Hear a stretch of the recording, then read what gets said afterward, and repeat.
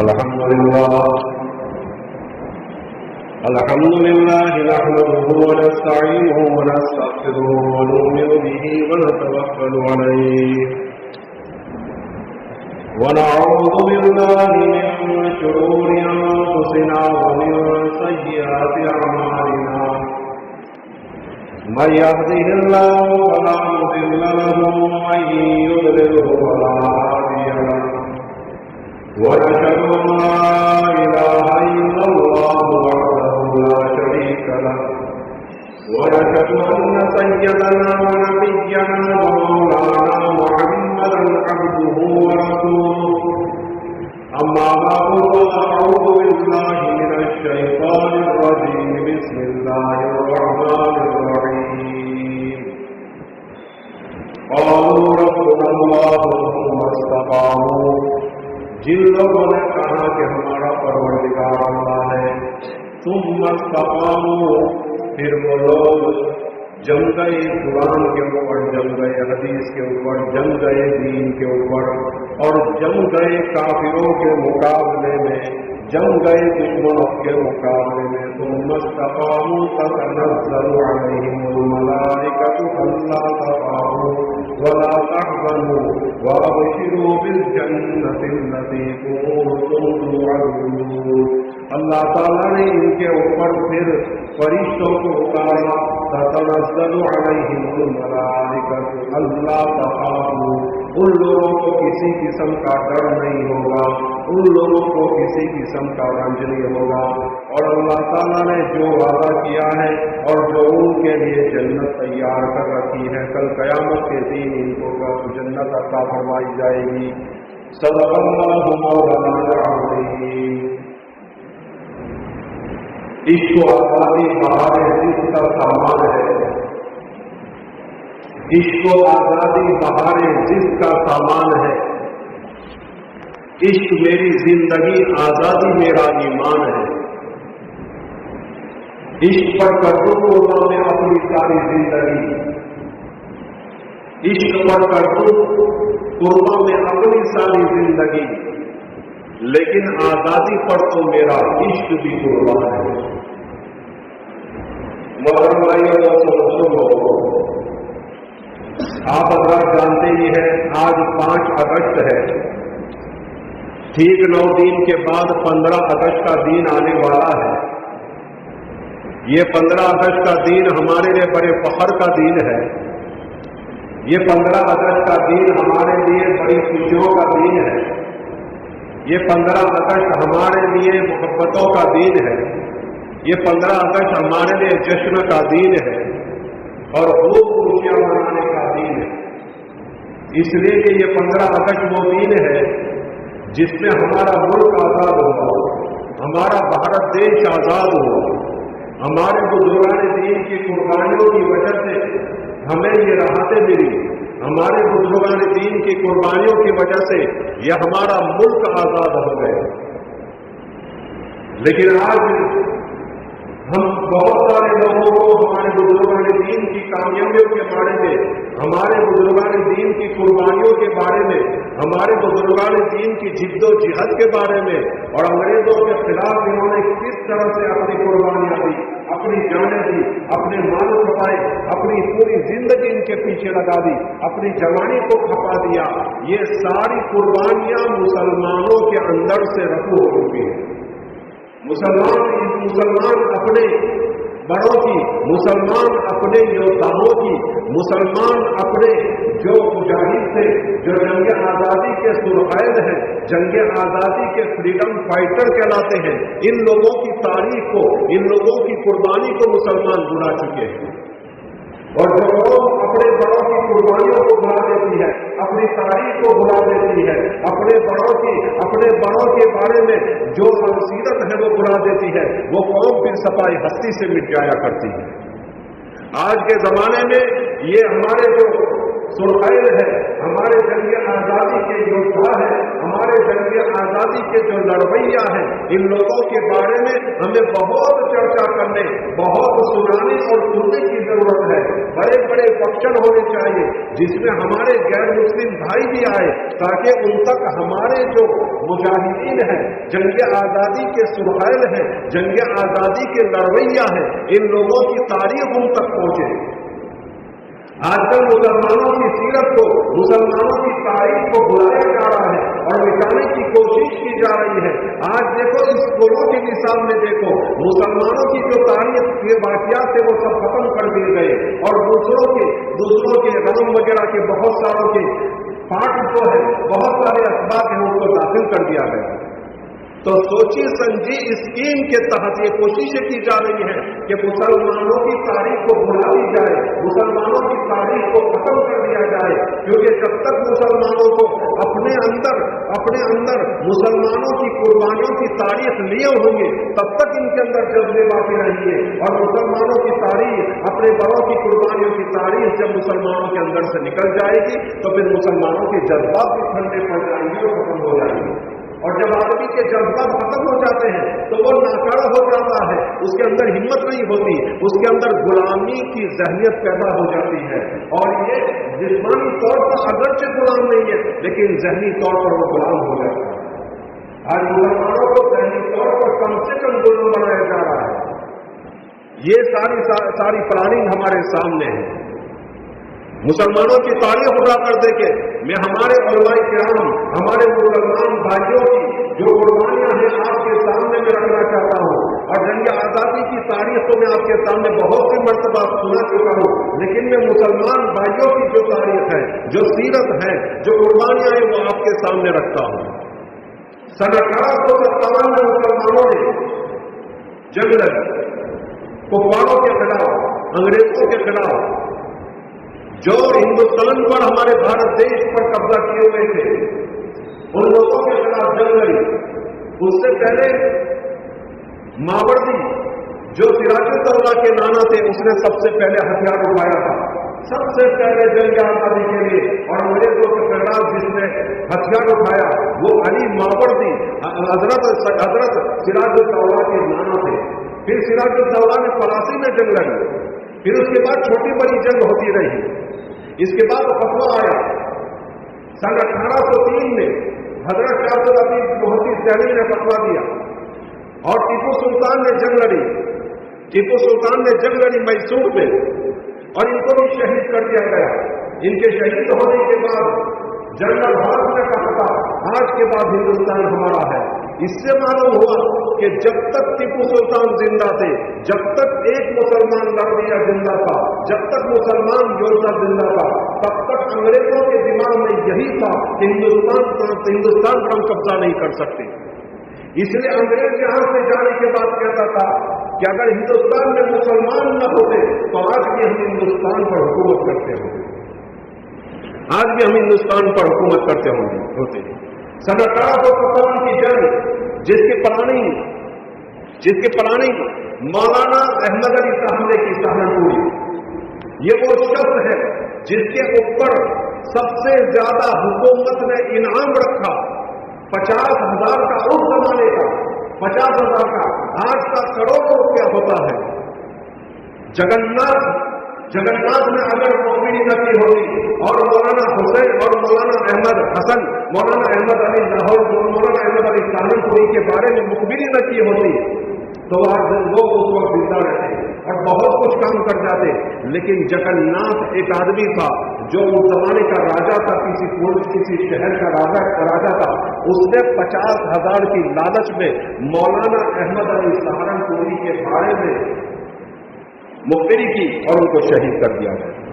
1857 کی جنگ چلی، مسلمانوں کے پاس ہتھیار کم تھے، ناکام ہوئے۔ اس میں بڑے بڑے علماء کرام شریک ہوئے، مولانا قاسم نانوتوی، مولانا رشید احمد گنگوئی، مولانا مرزا مظہر جانے، مولانا مظہر سہارنپوری وغیرہ وغیرہ، مولانا حافظ جامع شہید، بڑے بڑے لوگ اس میں شریک ہوئے، لیکن کسی وجہ سے ناکامی ہوئی، اپنوں کی غداروں کی وجہ سے ناکامی ہوئی۔ غداروں نے غداری کی اور مسلمان ناکام ہو گئے، پھر مسلمان الگ الگ ہو گئے۔ اب کیا ہوا؟ ان انگریزوں کا سارا حل ہو گیا، مسلمانوں کو مارنا شروع کیا۔ میوان گپتا اپنے اتہاس میں لکھتے ہیں کہ مسلمان 5 لاکھ سے زیادہ جنگ آزادی میں شہید ہوئے، 55,000 علماء کرام کی لاشوں کو درختوں کو لٹکایا گیا، پھانسی دے دی گئی ان کو۔ میرٹھ سے لے کر کلکتہ تک، چاندنی چوک دہلی سے لے کر لاہور تک کوئی طرف ایسا نہیں تھا جس پر مسلمان علماء کرام کی لاشیں نہ لٹکتی ہو اور ان کو پھانسی نہ دی گئی ہو۔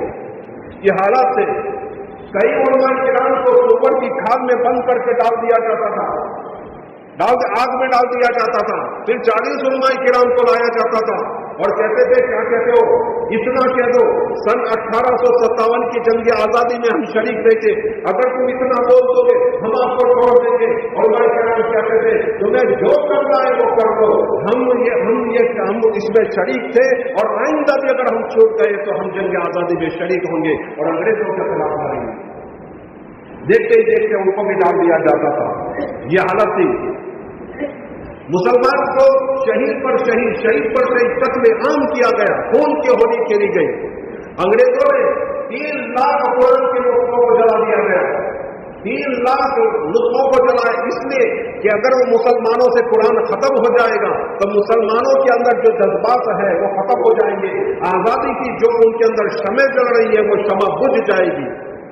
لیکن قرآن تو کہاں ختم ہونے والا ہے؟ قرآن کی حفاظت کا وعدہ تو اللہ نے کیا ہے، اِنَّا نَحْنُ نَزَّلْنَا الْقُرْآنَ وَإِنَّا لَهُ لَحَافِظُونَ۔ یہ قرآن اتارا ہم نے ہے، حفاظت بھی ہم کریں گے۔ قرآن کی آج بھی حفاظت ہو رہی ہے، قیامت تک حفاظت ہوتی رہے گی۔ اور یہ قرآن جلانے والے چاہے کتنے بھی قرآن جلا لیں، قرآن کو ختم نہیں کر سکتے۔ برا حال ہوگا قرآن کے عدو کا، قرآن کے دشمن کا، برا حال ہوگا قرآن کے عدو کا، منہ پر ہی گرا جس نے چاند پر تھوکا۔ چاند پر جو تھوکے گا اس کے منہ پر ہی گرے گا، قرآن کو کوئی فرق کرنے والا نہیں۔ الگ مسلمان تتر بتر ہو گئے۔ مولانا نانوتوی رحمۃ اللہ علیہ نے سوچا کہ اب کسی طرح انگریزوں کے خلاف لڑنے کے لیے فوج تیار کی جائے۔ چنانچہ انہوں نے ایک مدرسے کی بنیاد ڈالی جس کو ہم دارالعلوم دیوبند کے نام سے جانتے ہیں۔ سن 1866 میں اس کی بنیاد ڈالی گئی۔ اس کی بنیاد کی وجہ یہی تھی کہ اس سے یودھا پیدا ہوں گے، اس سے لڑویہ پیدا ہوں گے، اس سے مجاہد پیدا ہوں گے اور انگریزوں کے خلاف لڑیں گے اور انگریزوں کو ہندوستان سے نکالیں گے اور ہندوستان کو انگریزوں سے آزاد کرائیں گے۔ اس کی بنیاد اسی وجہ سے ڈالی گئی، لیکن اب تک لوگوں کو معلوم نہیں۔ کیوں معلوم نہیں؟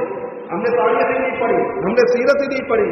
آج اس پر حملے ہو رہے ہیں، آج قسم کی بکواسیں کی جا رہی ہے دارالعلوم دیوبند کے لیے، جس دارالعلوم دیوبند کی بنیاد اس ہندوستان کو، اس بھارت دیش کو آزاد کرنے کے لیے ڈالی گئی تھی۔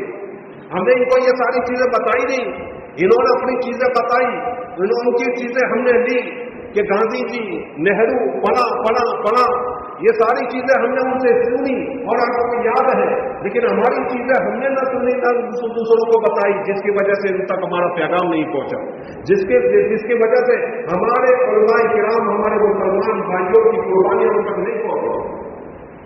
الغرض سب سے پہلا معلم، سب سے پہلا استاد دارالعلوم دیوبند کا جس کا نام ملا محمود تھا، اور سب سے پہلا شاگرد محمود الحسن دیوبندی تھے۔ انہوں نے ان کے پاس پڑھا، مولانا قاسم نانوتوی کے پاس پڑھا، مولانا یعقوب نانوتوی کے پاس پڑھا، مولانا احمد صاحب کے پاس پڑھا۔ ان سب کے پاس پڑھنے کے بعد وہ ایک بہت بڑے عالم بنے اور آگے چل کر وہ شیخ الہند بنے۔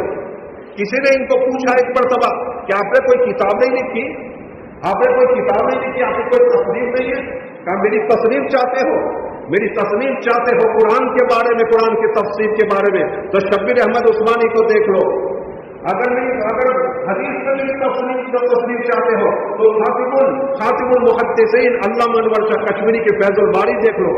اگر تحریک میں میری تصنیف چاہتے ہو تو میرے شاگرد مولانا الیاس صاحب کو دیکھ لو، اور اگر میری تفکر، میرے جذبے کو تم دیکھنا چاہتے ہو تو حسین احمد مدنی کو دیکھ لو۔ یہ ساری مثالیں نہیں، اس لیے علماء کرام اپنی بصیرت سے لکھتے ہیں کہ 2 آدمی ایسے گزرے ہیں جن کے شاگرد کی مثال آج تک کوئی نہیں دے سکا اور قیامت تک نہیں دے سکے گا. ایک حضرت امام ابو حنیفہ رحمۃ اللہ علیہ ہیں جن کے شاگردوں کی مثال آج تک کوئی نہیں دے سکا اور قیامت تک نہیں دے سکے گا. ایسے پاورفل شاگرد انہوں نے پیدا کیے تھے, ایسے پاورفل ودیارتھی انہوں نے پیدا کیے تھے, ایسے پاورفل اسٹوڈنٹ انہوں نے بنائے تھے.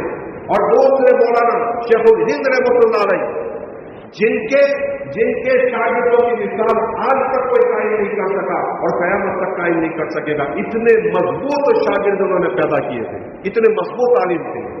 اس لیے علامہ اقبال رحمۃ اللہ علیہ فرمایا کرتے تھے کہ ان علماء کرام کو دیکھ کر, ان علماء دیوبند کو دیکھ کر ایسا لگتا ہے کہ ہندوستان سے صحابہ کا ایک قافلہ گزر رہا تھا اور کچھ قافلہ آگے نکل گیا اور کچھ لوگ باقی رہ گئے تھے, وہ یہ علماء دیوبند ہے. یعنی مطلب کیا ہے کہ مجھے ان لوگوں میں صحابہ کرام کی خوشبو آ رہی ہے.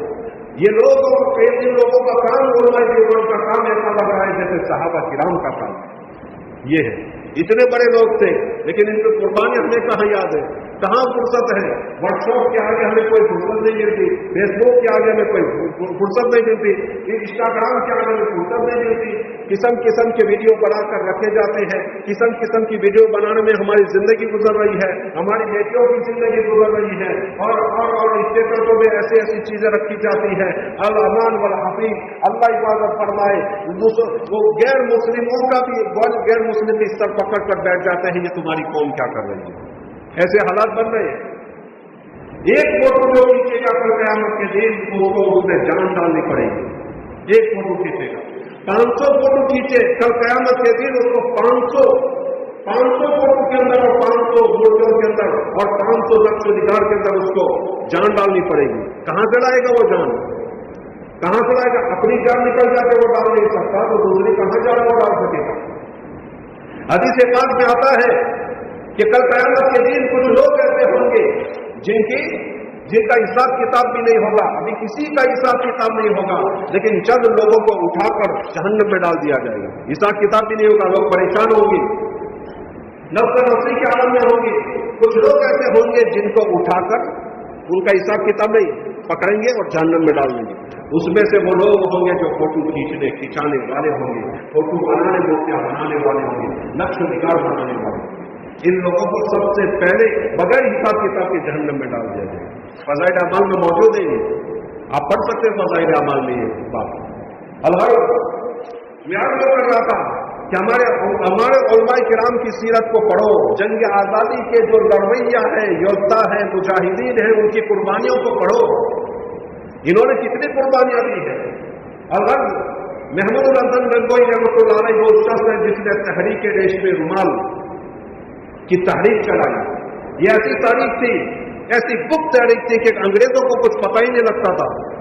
ایک کپڑا ہوتا تھا, ایک رومال ہوتا تھا, اس رومال کے اندر لکھا جاتا تھا, ریشمی رومال ہوتا تھا, اس میں لکھا جاتا تھا. دیکھنے والا سمجھتا تھا یہ تو کپڑا ہے. انگریزوں کو کچھ پتہ نہیں لگتا تھا. یہ لوگ اب مولانا محمود الحسن گنگوئی رحمۃ اللہ علیہ اس میں لکھواتے تھے. ایک خط پورا ہوتا تھا, یہ خط باہر کے ملکوں کو بھیجا جاتا تھا کہ آپ آؤ اور یہاں پر ہماری مدد کرو. مسلمان یہاں کمزور ہو چکے ہیں اور انگریز یہاں مضبوط ہو چکے ہیں. انگریزوں نے ہمارے ملک پر قبضہ کر لیا ہے, ہمارے ملک کو ان لوگوں سے چھڑاؤ. تو یہ خط لے کر جاتے تھے. دکھائی تو یوں دیتا تھا یہ ریشمی رومال ہے, لیکن حقیقت میں یہ خط تھا, پتہ نہیں لگتا تھا. لیکن کچھ دفتروں کی وجہ سے ان انگریزوں کو پتہ لگ گیا. انہوں نے یوں اٹھا کر دیکھا, بہت غور سے دیکھا تو اس میں بہت کچھ لکھا ہوا ملا. اس کی وجہ سے فوراً جانے ہوا کہ مفتی نے مولانا محمود الحسن گنگوئی ان کو کیا کر دیا جائے, ان کو جیل میں ڈال دیا جائے. چنانچہ وہ وہاں سے نکلے, حجاز پہنچے. حجاز پہنچ کر پتہ لگا ان انگریزوں کو وہ حجاز میں پہنچے ہیں. وہاں کا جو بادشاہ تھا ان کو اطلاع دی کہ ایسے دو لوگ آپ کے پاس ہیں, محمود الحسن دیوبندی اور مولانا حسین احمد بدری آپ کے یہاں ہے, اس کو پکڑ کر ہمارے حوالے کرو. چنانچہ ان کو حوالے کیا گیا. اور روایت میں یہ آتا ہے مولانا محمود الحسن دیوبندی مولانا حسین مدودی کو لے جانے لگے یہ انگریز لوگ. تو یہ انگریز لوگ, یہ عرب لوگ جو تھے جن کو سونپنا تھا انگریزوں کو, वो लोग ले जाने लगे। तो हमारे आका सरकार दो आलम सल्लल्लाहु अलैहि वसल्लम के रोजे के पास से गुजरे, रोजे पर नजर पड़ी तो आंखों से आंसू बहने लगे, आंखों से आंसू बहने लगे। और एक शेर पर हजरत हुसैन मदनी रहमतुल्लाह अलैहि ने, चमकता रहे तेरे रोजे का मंजर, सलामत रहे तेरे रोजे की जाली, चमकता रहे तेरे रोजे का मंजर, सलामत रहे तेरे रोजे की जाली, हमें भी अता हो वो शौक़ अबूदर, हमें भी अता हो जज्बे बिलाली। ये शेर पढ़ा, फिर वो निकल गए। माल्टा की जेल में इनको डाल दिया गया, किस्म किस्म की तकलीफें दी गई। रिवायतों में यूं आता है, किताबों में यूं मिलता है, ये तारीख हमको पढ़नी चाहिए, कितनी कुर्बानियां दी उनको। उनका जब इंतकाल हुआ 1919 में उनको छोड़ दिया गया, 1921 में वो इंतकाल कर गए। और हकीम अजमल दिल्ली के अंदर एक बहुत बड़े डॉक्टर थे, बहुत बड़े हकीम थे, उनके घर में उनकी कोठी पर इनका इंतकाल हुआ। वहां से उनका जनाजा ले जाया गया देवबंद के अंदर, उनको वहां गुसल के लिए कपड़े उतारे गए। तो जो उलमाए किराम उनके गुसल के लिए अंदर गए थे, उनके जबानों से और उनके मुंहों से चीख निकल गई कि ये कैसा बदन है, गोश्त नाम कर रही है, हड्डी हड्डी है। और उनकी पीठ को देखा गया तो वो पूरी की पूरी जली हुई थी, और अंदर से अंदर देखा गया तो उनकी हड्डियां नजर आती थी। सबकी आंखों से आंसू बह रहे हैं और गुसल दिए जा रहे हैं, आंसू दे रहे हैं, गुसल दिए जा रहे हैं। मौलाना हुसैन मदनी उस वक्त कलकत्ता में थे, तशरीफ लाए, वहां हदीस की किताबें पढ़ाते थे, शेखुल हदीस थे, वहां से तशरीफ लाए। लोगों ने पूछा कि भाई क्या बात है, देखो हजरत की पीठ कैसी हो गई है, बिल्कुल हड्डियां हो गई है, हड्डियां नजर आ रही है। हजरत ने कहा कि मुझे मेरे उस्ताद शेखुल हिंद रहमतुल्लाह अलैह ने मना किया था, मेरी ये राज किसी को न बताना, जब वो इंतकाल कर गए अब मैं उनका राज बताऊंगा। बात यह है कि जब माल्टा के काले पानी की जब सब्जा दी गई, माल्टा के अंदर जब जेल में डाल दिया गया, तो ये अंग्रेज लोग आते थे और हजरत को नीचे तहखाने में ले जाते थे, और तहखाने में ले जाकर उनको गरम गरम सलियों से और गरम गरम लोहों से उनको दागा जाता था। और कहा जाता था एक मर्तबा तुम यह कह दो और एक मर्तबा हमारे हक में तुम फतवा दे दो, हमारे हक में फतवा दे दो कि अंग्रेज यहाँ जो काबिज है वो बराबर है, अंग्रेजों के साथ तुम्हें रहना चाहिए, हमारे हक में फतवा दे दो, हम आपको छोड़ देंगे, हम आपको छोड़ देंगे। हजरत ने उस वक्त फरमाया था कि कुछ भी हो जाए तुम मेरी चमड़ी उधेड़ दो, तुम मेरा गोश्त उधेड़ दो, मुझे मौत दे दो, मुझे सजा दे दो, लेकिन मैं तुम्हारे हक में कभी फतवा नहीं दूंगा। ये वो है। अलगर्ज उसके बाद मौलाना हुसैन अहमद मदनी रहमतुल्लाह अलैह आए, हजरत का तो इंतकाल हो गया। हुसैन अहमद मदनी रहमतुल्लाह अलैह आए, इनको भी बड़ी अज़ियतें पहुंचाई गई, बड़ी तकलीफें पहुंचाई गई। ये जंग आज़ादी के लड़ते रहे, जंग आज़ादी के लिए लड़ते रहे। एक मरतबा वो भी आया कि अंग्रेजों के खिलाफ इन्होंने जो फतवा दिया था, अंग्रेजों ने वारंट जारी कर दिया, अंग्रेजों ने वारंट जारी कर दिया कि इनको मार दिया जाए, इनको कत्ल कर दिया जाए। चुनांचे एक हॉल में, कराची के अंदर एक हॉल है, इस हॉल में बहुत बड़ी अदालत सजी, हजरत को लाया गया, हजरत को उनके सामने खड़ा किया गया। अंग्रेज ऑफिसर ने कहा, अंग्रेज जो मैजिस्ट्रेट था उसने कहा कि हमने सुना है कि तुमने हमारे खिलाफ फतवा दिया है, अंग्रेजों के खिलाफ फतवा दिया है, हुकूमत के खिलाफ आपने फतवा दिया है। तो कहने फतवा क्या होगा, दिया है क्या होता है। आज भी मैं दे रहा हूं कि अंग्रेजों की गुलामी करना, अंग्रेजों का या हिंदुस्तान में कब्जा करना वो नाजायज है। कल भी कहता था, आज भी कहता हूं, आइंदा भी कहता रहूंगा। हजरत मौलाना हसरत मोहानी रहमतुल्लाह अलैह उनके पांव पकड़ लिए, कहने लगे हजरत एक मरतबा अपना बयान बदल लीजिए, फिर बात बन जाएगी, फिर हमको जो चाहे वो कर लेंगे, लेकिन अभी अपना जो फतवा है, अपनी जो जबान है वो बदल लीजिए। हजरत ने कहा अल्लाह की कसम आज मेरी जबान बदली तो हिंदुस्तान से दीन खत्म हो जाएगा, मेरी जबान बदल नहीं सकती, चाहे मुझे तख्ते-ए-दार पर चढ़ा दिया जाए। एक मरतबा वो भी हुआ कि अंग्रेजों ने ऐलान कर दिया कि जहां भी हुसैन अहमद मदनी मिले उनको गोली मार दी जाए, उनको भून दिया जाए। चुनांचे कराची के अंदर एक बहुत बड़ा फंक्शन हुआ, एक बहुत बड़ा जलसा किया गया, स्टेज सजा हुआ है और हुसैन अहमद मदनी आने वाले हैं। अंग्रेजों को पता लग गया कि हुसैन अहमद मदनी आ रहे हैं, हुसैन अहमद मदनी आ रहे हैं। चुनाव से इन्होंने तमाम बॉर्डरों के ऊपर गन लेकर खड़ा कर दिया गया कि जहां भी हुसैन अहमद मदनी शराबी दिखे और स्टेज पर चढ़े तो उनको गोलियों से भून दिया जाए। हम सबको ऐसा लग रहा था हुसैन अहमद मदनी नहीं आएगा, हुसैन अहमद मदनी नहीं आएगा, लेकिन बात क्या बनी? हुसैन अहमद मदनी रहमतुल्लाह अलैह अपने बगल के अंदर कफन लिया, कफन लेकर कराची के उस स्टेज पर पहुंच गए और स्टेज पर पहुंच कर यूं कहा, लिए फिरती है बुलबुल चौच में लिए बुल, लिए फिरती है बुलबुल चौच में लिए बुल, शाहिद नाज की तुरबत कहाँ है? क्या कहाँ है वो लोग जो अपनी बंदूकों के अंदर फूल लेकर घूमते हैं? यानी बंदूक की गोली को कहा फूल है, फूल के शाहिद नाज की तुरबत कहाँ है? यूं कहा और अपना जो कफन था यूं लहराया कि मैं मौत से डरने वाला नहीं हूं, मैं मौत से डरने वाला नहीं हूं, मैं तो कफन लेकर अपने साथ ही घूमता हूं। जितनी गोलियां चलानी हो चला लो, जितनी गोलियां चलानी है चला लो। और शेर पड़ा, खिलौना समझकर न बर्बाद करना, हम भी किसी से बनाए हुए हैं। खिलौना समझकर न बर्बाद करना, हम भी किसी के बनाए हुए हैं। कि फरंगियों की फौजों में हुर्मत के फतवे के सरेदार चढ़कर भी गाए हुए हैं। सरेदार यानी पत्थर, यानी फांसी के फंदे पर चढ़कर हम गाते हैं। हमको किसी का खौफ नहीं, किसी का डर नहीं है, किसी का डर नहीं है। अल्लाह हजरत ने जब ये शेर पढ़े तो कहते हैं कि मुसलमानों के अंदर ऐसा जज्बा पैदा हुआ। 9 लाख का मजमा है, आधे पौने घंटे तक तो इन लोगों ने खाली नारे लगाए, पौने घंटे तक नारे। और अंग्रेजों ने जब देखा मौलाना हुसैन अहमद मदनी रहमतुल्लाह अलैह की हिम्मत को, जज्बे को, सबकी बंदूकें नीची हो गई। किसी की हिम्मत में भी इनके मौलाना के ऊपर गोली चलाई। अलग मौलाना हुसैन मदनी वो शख्स है जिन्होंने अपने लड़कपन को पढ़ाई में गुजारा, जवानी को जिहाद में गुजारा, जंग आजादी में गुजारा, अंग्रेजों के खिलाफ लड़ने में गुजारा और बुढ़ापे में तो इनमें हदीस की खिदमत अंजाम दी। उसके बाद उसी हॉल में मौलाना अबुल कलाम आजाद को लाया गया। क्या नाम है? मौलाना अबुल कलाम आजाद खामोश, अबुल कलाम आजाद खामोश, अबुल कलाम आजाद नहीं बोल रहे, खामोश। किसी ने कहा आपको बोल रहे हैं, कहा कि उस मैजिस्ट्रेट को कहो मेरे बाप ने मेरा जो नाम रखा है वो बोल। कहा आपका नाम क्या है? लिखो अहमद मुहिद्दीन। बाप का नाम क्या है? सालेह। लिखो खानदान कौन सा है? लिखो सैयद। काम क्या है? लिखोगे मैं काम बताऊं मेरा काम क्या है? बोलो क्या काम है? मेरा काम अंग्रेजों के खिलाफ लड़ना है। कहा ये हम नहीं लिख सकते।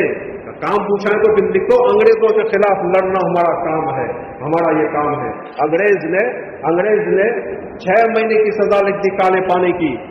तो हजरत ने कहा तुमने ये 6 महीने की सजा लिखी, 6 महीने की सजा लिखी। मैं बताऊं मेरे ऊपर क्या गुजरी? बताओ। जितना कलम तुम्हारा चला है लिखने में, 6 महीने की सजा लिखने में जितना कलम तुम्हारा हरकत किया है, इतना तो मेरा दिल भी हरकत नहीं किया। मेरे दिल में जरा भी खौफ नहीं है। कर दो जितनी भी सजा करनी चाहिए है। तो ये हमारे उलमाए किराम की कुर्बानियां हैं। इंशाअल्लाह आइंदा जुमा को भी हमारे उलमाए किराम, हमारे मुसलमान भाइयों ने जंग आज़ादी के लिए जो कुर्बानियां दी है उसके बारे में आपके सामने आइंदा जुमा को भी याद किया जाएगा। अल्लाह ताला हमें उलमाए देवबंद, हमें जंग आज़ादी के जो लड़वैया है, जो योद्धा है, जंग आज़ादी के जो मुजाहिदीन हैं उनकी तारीफ पढ़ने और दूसरों तक पहुंचाने की हमें तौफीक नसीब फरमाए। वाहिर दावाना।